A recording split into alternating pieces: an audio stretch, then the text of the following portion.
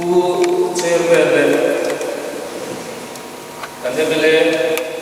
zaong tak te kan executive council te mo ko ran suway me ya patang ta na kan ko ni te le koina zirlai bong kuale ni ma ni jona ko pa to ingele kan ventu ni khatu te in zawai ko council mingin sibai tahu jauh ani voi na dia ini kan suatu dan dua lain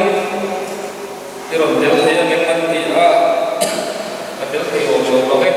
kan dia sosial media internet lah pasar sah Google lah pasar sah ini hujung kau sampai mai tema se tu inju kau jual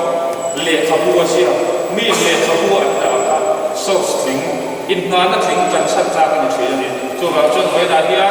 bong kon ko le se kan sin lai do tak tak te che anga chuan nai ko kan no sen to si he ya ko ni se ma so zela udi kan dul chan na ni si ang mang turin du sak na ka la se ko lo be